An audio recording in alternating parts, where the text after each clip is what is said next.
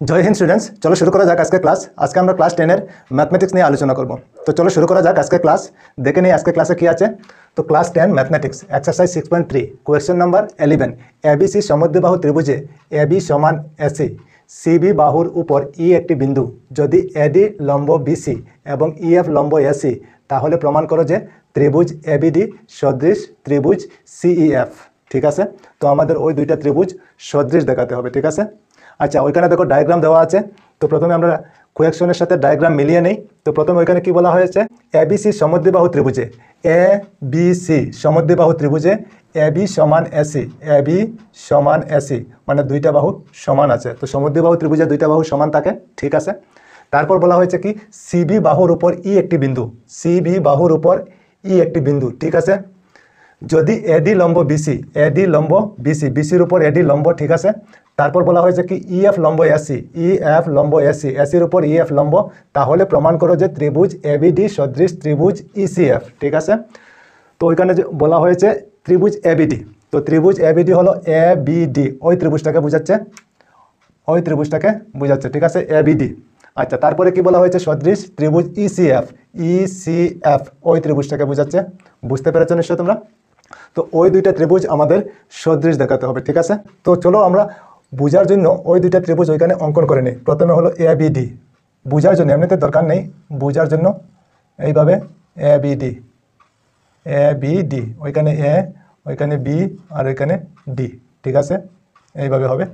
আচ্ছা, তারপরে হলো ইসিএফ, তো ইসিএফ এইভাবে হবে, ইসিএফ, তারপর এইভাবে যাবে ইসিএফ, এইভাবে হবে। ঠিক আছে, ওইখানে ই আর ওইখানে সি আর ওইখানে এফ। ঠিক আছে, ওই দুইটা ত্রিভুজ আমাদের সদৃশ দেখাতে হবে। ঠিক আছে, আচ্ছা চলো প্রথমে আমরা কি লিখতে পারি, প্রথমে আমরা লিখে নিই ত্রিভুজ এবিডি এবং ত্রিভুজ ইসিএফ হইতে পাই। ত্রিভুজ এবিডি, এবিডি এবং ত্রিভুজ ইসিএফ, ইসিএফ হইতে পাই।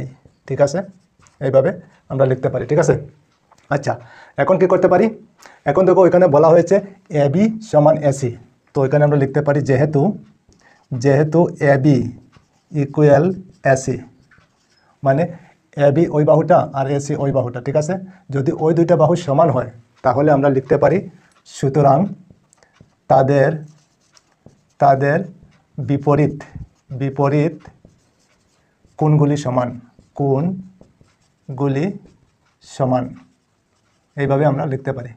আমরা জানি যে যদি কোনো ত্রিভুজের দুইটা বাহু সমান থাকে তাহলে তাদের বিপরীত কোণগুলিও সমান হয়। ঠিক আছে, আচ্ছা তো এবি বাহুর বিপরীতে কোন কোনটা আছে, এবি, এবি বাহুর বিপরীতে এই অ্যাঙ্গেলটা আছে। ঠিক আছে, আর এসি বাহুর বিপরীতে কোন অ্যাঙ্গেলটা আছে, ওই অ্যাঙ্গেলটা আছে, বি অ্যাঙ্গেলটা আছে। ঠিক আছে, তো চলো প্রথমে আমরা ওই অ্যাঙ্গেলটা লিখে নিই। কী লিখতে পারি, এ বি সি লিখতে পারি। ঠিক আছে, angle A B C equal দিয়ে অ্যাঙ্গেল, ওই অ্যাঙ্গেলটাকে আমরা কি লিখতে পারি, এ সি বি লিখতে পারি, এ সি বি। বুঝতে পেরেছো নিশ্চয়?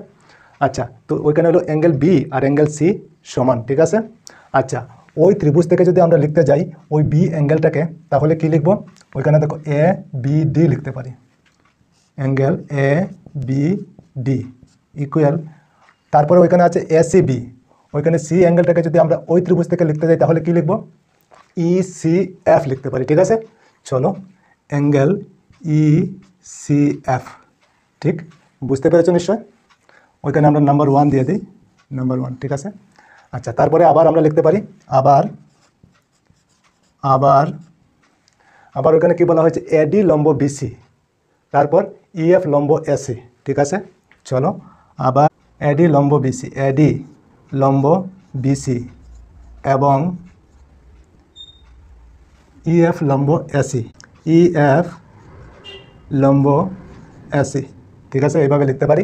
আচ্ছা এখন এডি লম্ব বিসি, এডি লম্ব বিসি, তো বিসির উপর এডি লম্ব যদি হয় তাহলে ওইখানে 90 ডিগ্রি কোণ উৎপন্ন করে, ওইখানেও 90 ডিগ্রি কোণ উৎপন্ন করে। ঠিক আছে, আচ্ছা এবং ইএফ লম্ব এসি, ইএফ লম্ব এসি, এসির উপর ইএফ লম্ব যদি হয় তাহলে ওইখানেও 90 ডিগ্রি কোণ উৎপন্ন করে, ওইখানেও 90 ডিগ্রি কোণ উৎপন্ন করে। ঠিক আছে, আচ্ছা তো এখন দেখো এ বি ডি ত্রিভুজ হইতে যদি আমরা লিখতে যাই তাহলে ওই অ্যাঙ্গেলটাকে লিখতে পারি। ঠিক আছে, তো আমরা কি লিখবো, A D B, angle A D B equal কী লিখতে পারি এখন ওই ত্রিভুজ থেকে যদি লিখতে যাই তাহলে কী লিখবো ই এফ সি। চলো অ্যাঙ্গেল ই এফ সি, ঠিক আছে। কেন? কারণ তাহারা 90 ডিগ্রি। কেন সমান? এই দুইটা অ্যাঙ্গেল কেন সমান? কারণ তাহারা দুইজনই 90 ডিগ্রি কোণ উৎপন্ন করে, ঠিক আছে। বুঝতে পেরেছো নিশ্চয়? বা ওইখানে লিখতে পারো, ওইদিকে যদি আমরা লিখতে যাই তাহলে লিখতে পারি প্রতিটি 90 ডিগ্রি, এইভাবে আমরা লিখতে পারি। বুঝতে পেরেছো নিশ্চয়? চলো ওইটাকে আমরা নাম্বার 2 দিয়ে দিই, নাম্বার 2 দিয়ে দিলাম, ঠিক আছে। আচ্ছা এখন দেখো এই ত্রিভুজ থেকে দুইটা অ্যাঙ্গেল সমান পেয়েছি, তারপর ওই ত্রিভুজ থেকেও দুইটা অ্যাঙ্গেল সমান পেয়েছি, তাহলে আমরা লিখতে পারি যে ওই দুইটা ত্রিভুজ সদৃশ হবে, ঠিক কিনা? চলো তো আমরা লিখতে পারি নাম্বার 1 এবং নাম্বার 2 হইতে। এখন নাম্বার 1 এবং নাম্বার 2 হইতে পাই কি পাই? ত্রিভুজ, ওইখানে ত্রিভুজ কি আছে? ত্রিভুজ এবিডি সদৃশ ত্রিভুজ ইসিএফ।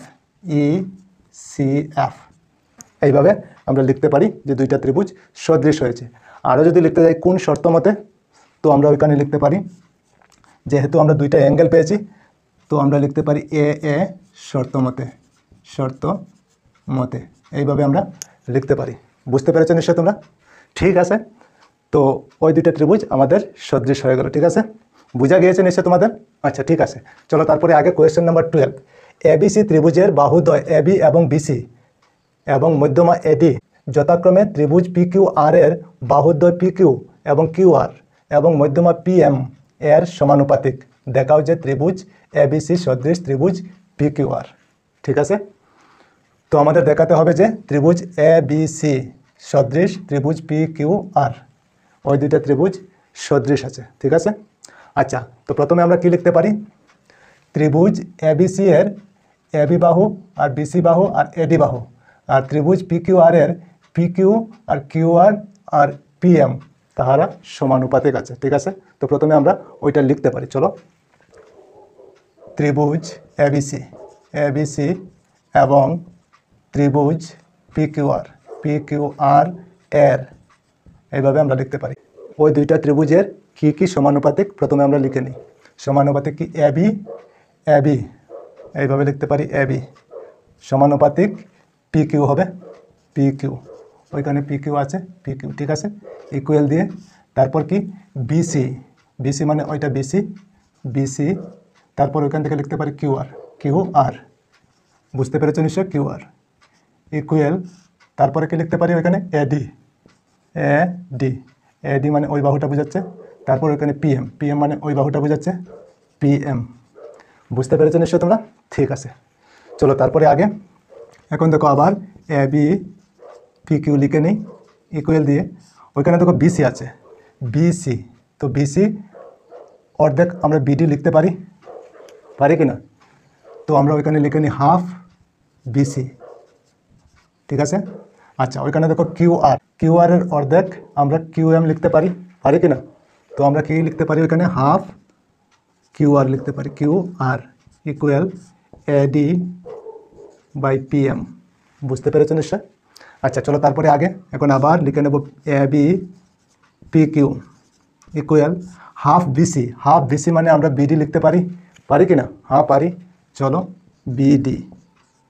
আচ্ছা তারপর হলো হাফ কিউআর মানে আমরা কি লিখতে পারি? কিউএম লিখতে পারি কি না? হ্যাঁ পারি, চলো কিউএম, ঠিক আছে। ইকুয়াল দিয়ে এডি বাই পিএম, ঠিক। বুঝতে পেরেছো নিশ্চয়? আচ্ছা এখন দেখো এই বাহু সমান পেয়েছি এই বাহু সমানুপাতিক, ঠিক আছে। আচ্ছা তারপরে দেখো বিডি বাহুর সাথে কিউএম সমানুপাতিক, ঠিক আছে। আচ্ছা তারপরে আমরা পেয়েছি কি? এডি মানে ওই বাহু সাথে ওই বাহু সমান। বুঝতে পেরেছো নিশ্চয়? তার মানে সদৃশ কি হয়েছে? এ বি ডি ত্রিভুজ আর পি কিউ এম ত্রিভুজ, ঠিক কি না? হ্যাঁ, তো আমরা লিখতে পারি সুতরাং ত্রিভুজ এ বি ডি সদৃশ ত্রিভুজ পি কিউ এম। বুঝতে পেরেছো নিশ্চয় তোমরা? ঠিক আছে। আচ্ছা যদি এই দুইটা ত্রিভুজ সদৃশ হয় তাহলে আমরা লিখতে পারি যে তাদের অনুরূপ কোণগুলি সদৃশ হবে হবে কি না? হ্যাঁ হবে। চলো, তো সুতরাং তাদের অনুরূপ অনুরূপ কোণগুলি সদৃশ, কোণগুলি সদৃশ, এইভাবে আমরা লিখতে পারি। বুঝতে পেরেছো নিশ্চয়? আচ্ছা, যদি সদৃশ হয় তাহলে আমরা ওই অ্যাঙ্গেলটা আর ওই অ্যাঙ্গেলটা সদৃশ লিখতে পারি। বুঝতে পেরেছো নিশ্চয়? কীভাবে লিখতে পারি? চলো, তো ওই ত্রিভুজ থেকে যদি লিখতে যাই তাহলে কি লিখবো? এ বি ডি লিখতে পারি। এ বি ডি ইকুয়াল, ওই ত্রিভুজ থেকে যদি ওই অ্যাঙ্গেলটাকে লিখতে যাই তাহলে কি লিখবো? P Q M, angle P Q M. বুঝতে পেরেছো নিশ্চয়? ঠিক আছে, চলো তারপরে আমাদের দেখাতে হবে কি? ত্রিভুজ এবিসি সদৃশ ত্রিভুজ পি কিউ আর। চলো এখন ত্রিভুজ এবিসি এবং ত্রিভুজ পি কিউ আর হইতে পাই। ঠিক আছে, সম্পূর্ণ ত্রিভুজ থেকে এখন আমাদের কি কি সমান বের করতে হবে। ঠিক আছে, সম্পূর্ণ ত্রিভুজ থেকে আমরা কি কি সমান পাই আমাদের লিখতে হবে। ঠিক আছে, আচ্ছা, তো প্রথমে আমরা লিখতে পারি A B by P Q, A B by P Q equal, তারপর লিখতে পারি BC by Q R, BC by Q R, এইভাবে আমরা লিখতে পারি। তো কেন সদৃশ হয়েছে বা কেন সমান হয়েছে আমরা যদি লিখতে যাই তাহলে কি লিখতে পারি? আমাদের দেওয়া আছে ওইখানে দেওয়া আছে A B by P Q R BC by Q R, আমাদের ওইখানে দেওয়া আছে। ঠিক আছে, তো এখানে লিখতে পারি দেওয়া আছে, এইভাবে আমরা লিখতে পারি। ঠিক আছে, আচ্ছা, এখন দুইটা বাহু আমরা পেয়ে গেলাম। ঠিক আছে, আচ্ছা, এখন কি লিখতে পারি? এখন দেখো, এ বি সি ত্রিভুজ হইতে ওই অ্যাঙ্গেলটাকে লিখতে পারি। ঠিক আছে, আর পি কিউ আর হইতে ওই অ্যাঙ্গেলটা আমরা লিখতে পারি। বুঝতে পেরেছো নিশ্চয়? চলো, তাহলে এ বি সি ত্রিভুজ হইতে যদি আমরা ওইটাকে লিখতে যাই তাহলে কি লিখবো? এ বি সি লিখতে পারি, angle A B C equal দিয়ে, ওই ত্রিভুজ থেকে যদি কিউ অ্যাঙ্গেলটা লিখতে যাই তাহলে কি লিখবো? পি কিউ আর লিখতে পারি, অ্যাঙ্গেল পি কিউ আর। ঠিক আছে, তো কেন সমান আমরা যদি লিখতে যাই তাহলে কি লিখতে পারি? ওইখানে দেখো আমরা লিখতে পারি যেহেতু অ্যাঙ্গেল এ বি ডি সমান অ্যাঙ্গেল পি কিউ এম, তো আমরা লিখতে পারি যেহেতু angle A B D equal angle P Q M. বুঝতে পেরেছো নিশ্চয়? ঠিক আছে, তো আমরা দুইটা বাহু আর একটা কোণ সমান পেয়েছি। ঠিক আছে, তাহলে আমরা লিখতে পারি ওইখানে, সুতরাং ত্রিভুজ এ বি সি সদৃশ ত্রিভুজ পি কিউ আর। ঠিক আছে, তো কোন শর্ত মতে আমরা যদি ওইখানে লিখতে যাই তাহলে কি লিখতে পারি? দুইটা বাহু, তো দুইটা বাহু আমরা লিখতে পারি এস এস আর একটা কোণ, তো মিডিলে লিখতে পারি এস এস শর্ত মতে, এইভাবে আমরা লিখতে পারি। বুঝতে পেরেছো নিশ্চয় তোমরা? ঠিক আছে, আর ওইখানে যদি লিখতে যাই তাহলে দেখো সবগুলি বাহু আমরা সমান পেয়েছি, তাহলে ওইখানে যদি লিখতে যাই তোমরা লিখতে পারো এস এস এস শর্ত মতে, ওইখানেও আমরা লিখতে পারি। বুঝতে পেরেছো নিশ্চয় তোমরা? ঠিক আছে, তো নিশ্চয়ই তোমরা বুঝতে পেরেছো। তো ঠিক আছে, আজকে এই পর্যন্তই থাক, আবার অন্য কোনো ক্লাসে তোমাদের সঙ্গে দেখা হবে। সবাই ভালো থেকো, সুস্থ থেকো আর মন দিয়ে পড়াশোনা করো। জয় হিন্দ, বন্দে মাতরম।